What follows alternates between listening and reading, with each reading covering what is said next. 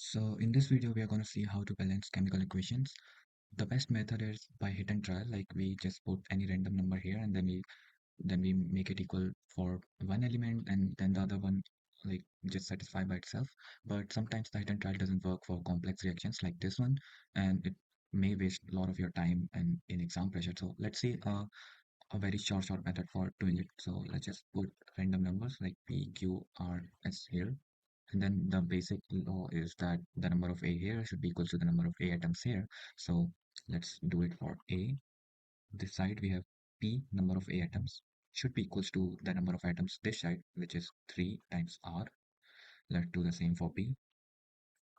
We have Q, number of B here, which should be equals to 2 times S, which are the B atoms there. Similarly for O, we can write 3 times Q should be equals to 4 times R plus 3 times S. So now we have three equations which we can solve and get the values we need. Let's do it. So from here we can put Q equals to 2S. So this side will be 6S. 4R equals to 3S we get. 4R equals to 3S. And we can say that R equals to 3S by 4.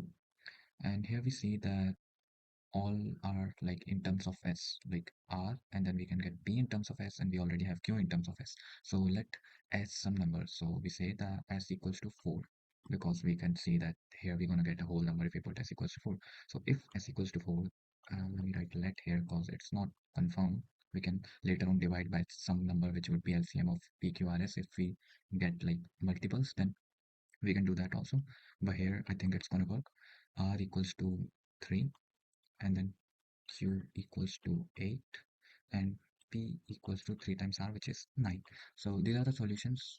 So the chemical equation will be in place of P you can put 9, in place of Q you can put 8, in place of R you can put 3, and in place of S you can put 4. Okay, so let's do it for another chemical equation.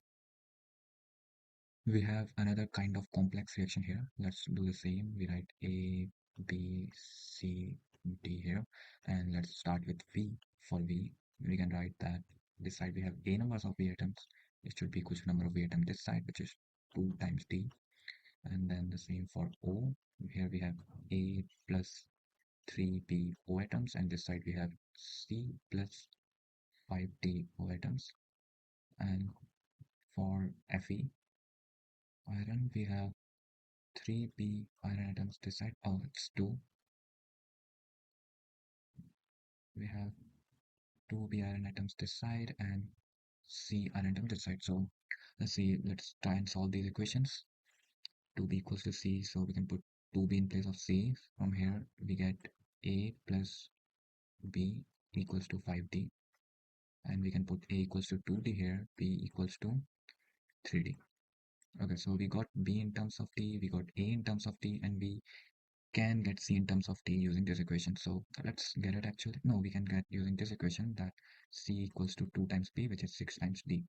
So we're gonna put, like last time we put value for S, this time we're gonna put value for D. So let's suppose D is equals to 1 because there is no fractions which will make the numbers not whole numbers. So let's put D equals to 1 and see.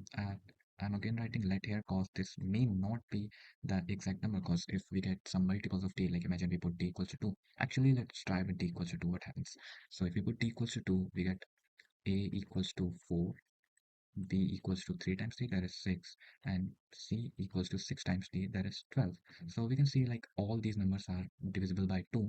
So whether instead of writing the number 4, 6, 12, and 2 here, we can divide them all. Like we can divide the whole reaction by 2. So from here we will get D equals to 1, and A equals to 2, B equals to 3, and C equals to 6. And I guess this is the solution for the equation. You can put the values and check it. Yeah, so try this and practice some more questions. And the best method still is hit and trial, which saves a lot of your time. Bye.